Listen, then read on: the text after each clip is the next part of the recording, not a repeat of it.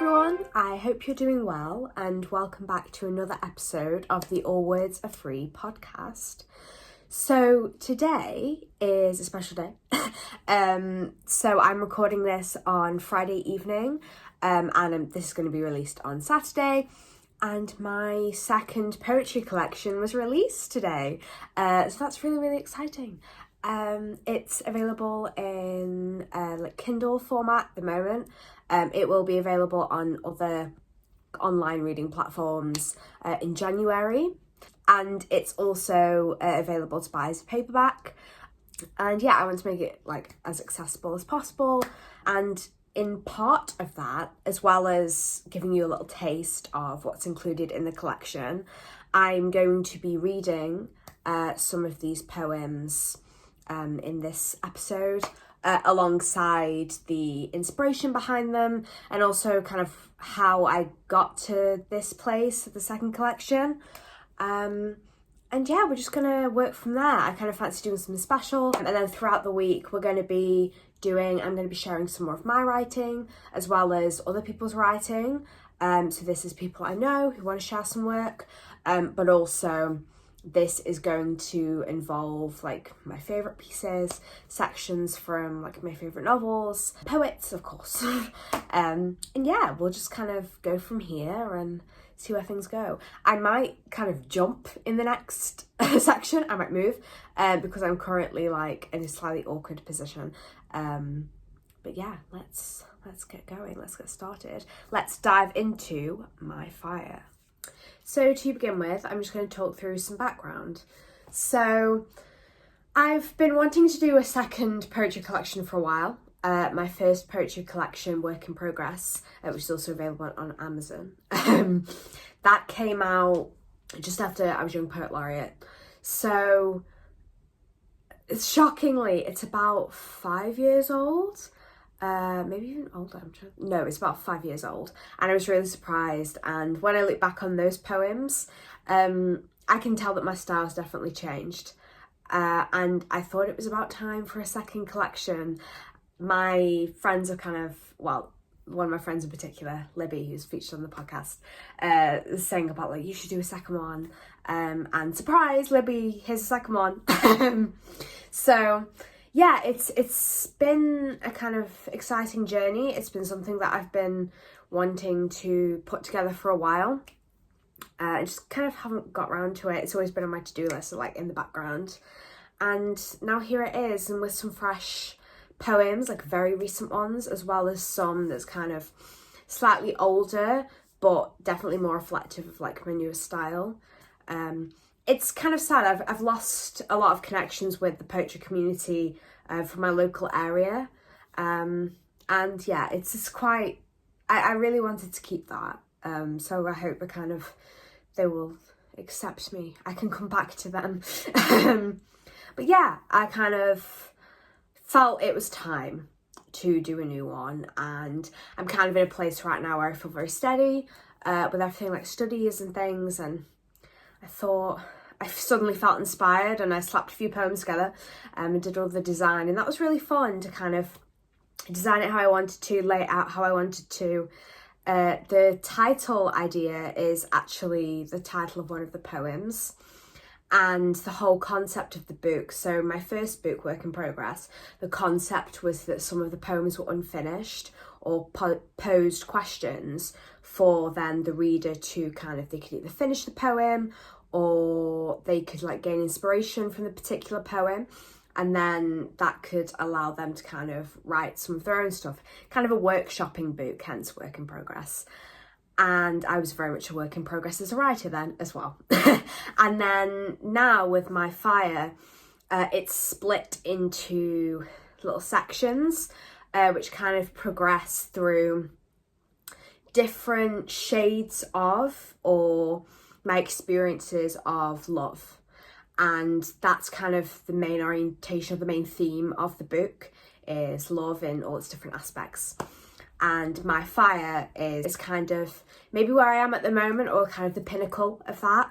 There are some very bright poems in there. There are some more lovey poems in there.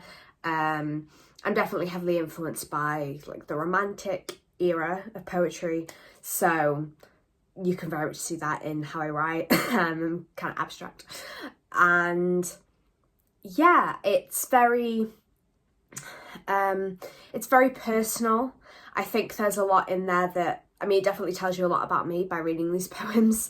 Yeah, there's some stuff in there where I was tossing with a few poems whether to put them in or not because of how personal they are.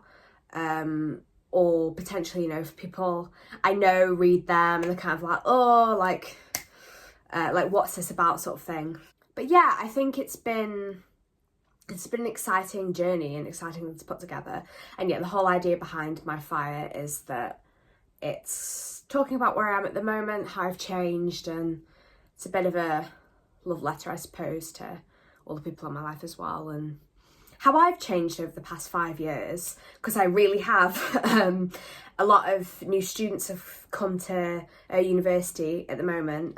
They've all descended on the city, and it's quite exciting to speak to them and get their perspective, and also it makes me reflect on myself at that time when I was in first year, and now I'm in fourth year doing a master's project, and I've definitely changed quite a lot. I'm much more confident, and I think that comes with, I'm just a lot more mature, and you can definitely see that in my writing. It's another angle change. No, I'm sorry. Okay, so I'm comfortable now, so we can get started with the actual poems. So I'm going to start by reading the first poem in the book, which you can probably fully read on the Amazon preview. So wow, what a bonus. So this is the first section of the collection, which is called Effortlessly Human. And the first poem is called Homegrown. Travelling away, another day across the tracks in the mottled grey sky, dashing against the backdrop like a razor. Place of my home, my birth, smaller in the distance in its persistence to live, a wheel flung by a pedal. I move across the land and the people about me quiver in the chug of the rail, unsure of its age and the constant use of its feet in every weather. Terracotta pebbles are whooshing by. Shooting stars in the daylight are orphaned by the night when they lie invisible. I can smell coffee and cream. And every so often on my journey I dream of home. Tender in its affection for the homegrown, that place I used to live. Okay, now I'm going to read a slightly older poem. So some of it's funny, I look back on some poems and it's kind of a little, the way I can describe it is it's like when two shows have a crossover, and when you see a character from the second show in the first show and you're like, oh my god, like it's the character in the way of like, oh my gosh, it's like, it's kind of that warm fuzzy feeling of, oh, I remember this one. It's a bit of a nostalgia thing, I suppose. And one of those poems is Honeysuckle Bride, and that's the one I'm going to be reading now. I fell into the depths of my memory and caught fish in my skirt. Laughing, crying, they told me of a place I used to love. It's far away, further from my body than my dreams, from my mind in the waking rays of morning. And yet, I still reach for it. I was happy there, where the flowers bloom. You have forgotten me, my sweet throne of wonder, and left me for my mummified sorrow to engulf me whole like a pill. Heart to heart, shoulder to shoulder, founded by chance in her shades of white. Your silhouette began to haunt me. You'd never leave my side, but we fall apart and break down. My honeysuckle bride. I love that one. I love the phrase honeysuckle bride. Okay, so my next poem was inspired by my grandma, in a sense. It was inspired by kind of my relationship with her, and also it was promoted by being in a show called Kin. Special Kin episode coming up soon. And yeah, I was in that with my friend Ren, and Libby, my friend, directed it. And yeah, it was a beautiful show. It really, I feel that it was the start of me really coming into myself and really feeling like I could just be myself almost around people. It was very special to me, and it was very liberating. And this poem is, I guess, 50% inspired by that show and 50% inspired by my grandma. She felt how I feel. The steep, burning pain, heartbreaking mistake that would drown us like heathers in the dust. And I can't let it go. Thoughts that exist where the birch meets the sky, white chameleon candlelight whispering the beginning. So tell me, beautiful woman, how did it feel, and how is it now we are older? Lost in the fine airs of our lives, I becoming you, repeating patterns past. So I think one of my favourite places to write is in like cafes, especially now I live in Oxford. I kind of almost feel guilty when I don't go out. And I always like getting up early in the morning, getting out, and it's a bit quieter in the city. But I like going to cafes and like sitting and writing. It's a nice sort of atmosphere. And sometimes I write poetry, which is now not as frequently as I may desire. Sometimes I just have these like big bursts of inspiration. And I might write like 3 poems. No, okay, that's a lie. I might like bash out a poem in about 10 minutes, and then it becomes part of a collection. And I remember writing this one. I was sitting up a corner in a cafe with a dirty chai, and I wrote this poem because I was like, you need to write a poem. I needed to write something. I felt like I wanted to write a poem. Hadn't written one in a while. I put pressure on myself. I was like, you got to write some poetry. And this is the result. And this is Coffee Shop Blues. I sit sipping my dirty chai, the cup with a lipstick stain on the side and a laptop screen blaring before my eyes. An English rose paints the wall, leaves curling around the edges of its smile. I take another sip. I'm trying to think of my next words as the autumn leaves twist outside in the giddy air, whispering to my heart. The voices in my ears seem ethereal, too real for the distance of an earbud and 1,000 miles, months or years between us. Every day they sing to me, only me. Honey, slick milk with things to say. I look at my watch. Nutmeg wisps up my nose, the ladies at a close table giggling like children. Our infancy never leaving but suppressed. I look grown but I feel young, a toddler in fancy dress with piercings and frills. Quick, the chai is going cold. I quite like that. It's like observational poetry, which is slightly different for me, I suppose. A lot of my poetry is very like abstract and thought, like me thinking things and writing them down. And that one was quite grounded in reality, and I quite like that one for being different, for being quirky. Okay, so the next section of the book is anger. And one of the poems is called Busted Vinyl, which is one of my classics. It's one of the ones I always brought out at the poetry events. But yeah, Busted Vinyl is kind of one of those nostalgia ones, definitely. But that's not what I'm going to read. What I am going to read instead is a much more recent poem, which is at the end of the anger section. And this poem was perhaps the most recent poem I've actually written. It's actually on my Substack, like drafts, and I was going to publish it on its own, but I'm actually not going to now because it's in the collection. And this was inspired by actually the research for one of my previous podcast episodes about like pick me boys, pick me girls, and that sort of thing, the popular idea of being popular.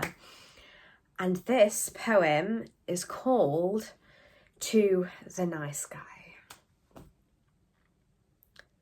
I'm not a letter writer, don't do much by hand. Taking the pen up for a different guy, man of my dreams, waiting in the wings of a different life, but you got in the way, nice guy.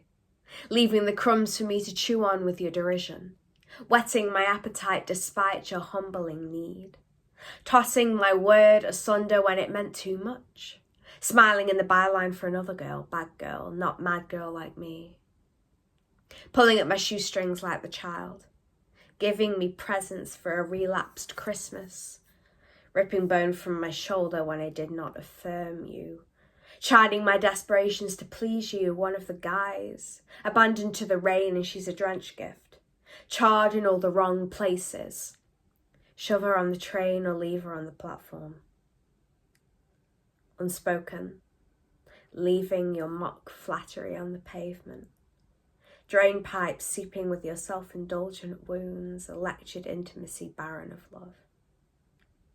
I do not write letters, but this one is for you.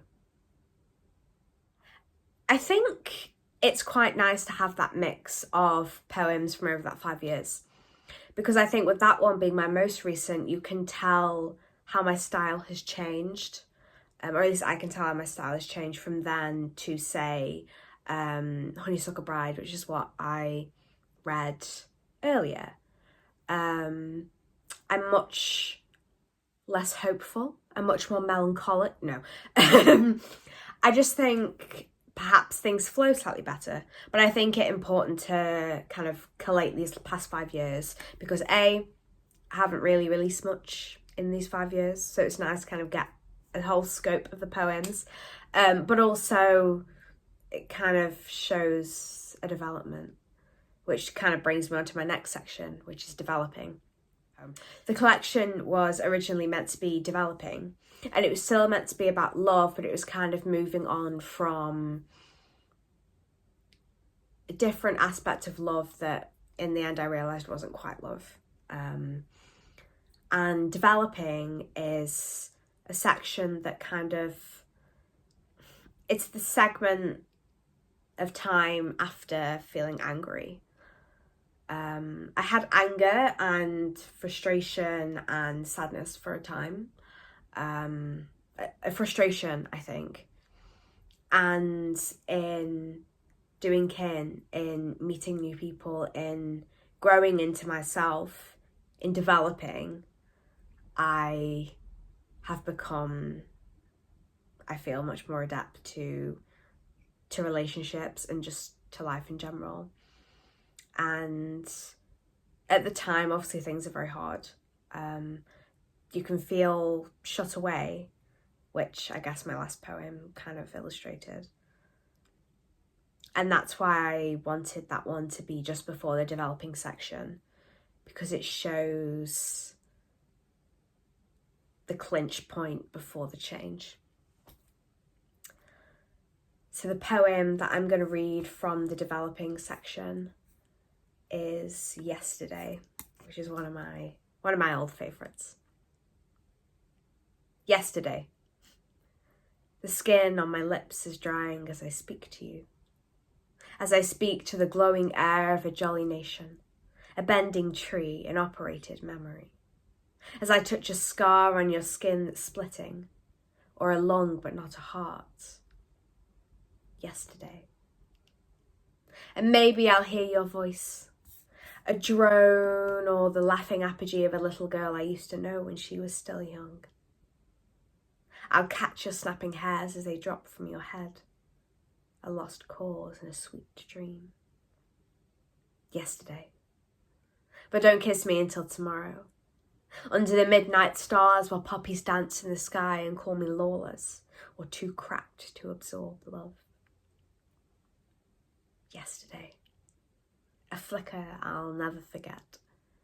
A candle that burns forever in the shape of your pretty white wall. I realised my hand went like massive then. You don't want to see my crusty hands. Yeah, I don't know. I have nostalgia about that one. Maybe it's not that good. Okay, now I'm going to read a couple little bits and bobs from My Fire. So the section, My Fire, is, like I said, kind of where I'm at the moment. And yeah, I realise I'm kind of bashing through a few things. I want to give a taste. I don't want to read everything.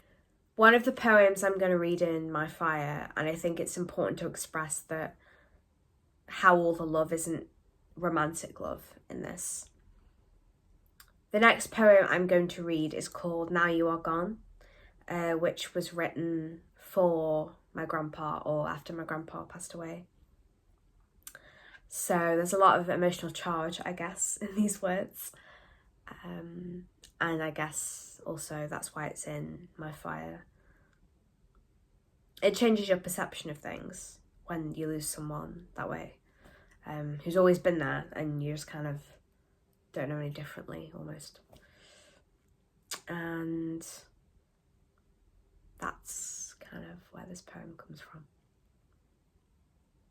Now you are gone, and all the things I would have told you I'd done, the many escapades of a life long lived in my shadow.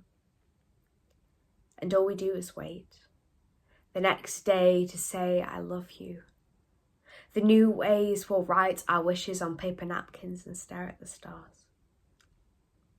I'll be your replicate, the version of you that counts her dreams like seashells in the dark, that takes her words from memories with a subtle touch, caressing her thoughts with skin instead of sandpaper.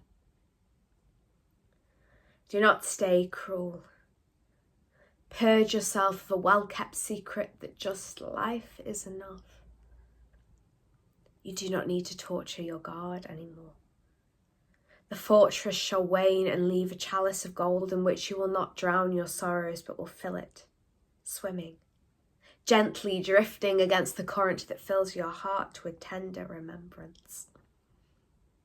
You shall rest, and we shall know that you are safe in your place amongst the night. And again, because that's a more recent one, relative to the 5 years, and I think you can tell how my style has changed again. I think you can tell when I'm very committed to a poem as well. And I do feel that reading it kind of brings that extra magic out of things. I find it quite beautiful. Okay, so the next poem I'm going to read the title poem because I feel like it's apt and I kind of have to. So here we go. He'll smell like flowers, the incandescent touch of every beginning, every scent and smile that we used to know. We'll find reflection in scrawlings on the wall and art on the pavement, a step over miles and finding nothing. He'll take my hand as we walk, and that will be enough. For it is in his fingerprint that I fly, in his air that I feel taken beyond the newspaper clippings that decorate my carpet. We would dance together, take an ataratic spectrum through the subway lights, holding our forearms against the cold. He is the embers in my heart and the fire to my flame, making the night sky light like a match. Cigarettes he smokes in the sun. Yeah, and again, I think you can tell the difference. But that is My Fire. I can hear you, eager listeners and eager watchers, thinking, who is this? Who is your fire, Lily? You'll never know. No, I'm joking. Who knows? Maybe he's not real. Maybe he's fake. Maybe we're pretending. Maybe we're watching too much Bridgerton. Maybe it's Anthony. Okay. And yeah, there's the final poem of the thing, which I'm going to leave as a secret. I very carefully structured these poems. I wanted it to be a journey. So from the beginning, it would be maybe, I don't know, me at 18 or me doing my A-levels, wow, she was interesting. And going all the way through to now, and like over that 4 or 5 years, it is the journey and it's development of me. And it's funny, I read my poems and I can see my personal development within the words I choose, within the phrases, within the overarching feeling. You know, you see the hope and the excitement, you see the sadness, the anger, the feeling stuck, you see the optimism arise, you see the self-acceptance, you see the difficulties, and you see that hope returning. And I think right now, my writing and I am in quite a nice place. She says, with my Substack views. So my Substack was like really active. I was like at least two posts a week, you know, written piece, podcast. It was doing well. And then now I've been doing like the podcast episode like once a week. Great. Written pieces, I've got something started, but I've just been so incredibly, I'm not going to commit to anything. I did this last 2 episodes. I'm not going to do it again. I'm not going to commit to saying, oh yes, I'm going to make sure I post something this, going to make sure I post something in the week. No, I'm not going to do that to myself. I'm going to say that I'm very busy with my master's project, and I don't really get that much free time like in the day. And when I come back in the evening, obviously very tired. Like, it's fine. You know, if I was somebody else, if it was me talking to somebody else in this situation, I'd say, look, you need to take your own, you need to take time off. But yeah, I think it's really nice to just talk about poetry. And this is going to be a shorter video because I've just shared a couple poems to give you a taste. My collection will be linked below, and I'd like to know what you guys think. I'm really excited about this. It was the next stage. It was inevitable. It was coming, and it's an exciting step. And we'll kind of see where this goes and see how it does. But I'm going to be hopelessly promoting this thing over this week with some poetry reading, so like kind of my favourite poems, and then also some like novel extracts as well. I think I'm gonna do a special episode talking about just like how I write, like writing in general, and like sort of my writing process. And we'll talk a little bit about my novels as well.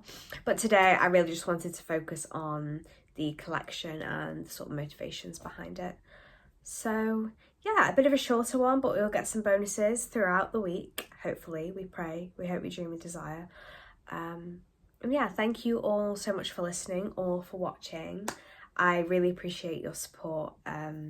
It really does mean a lot.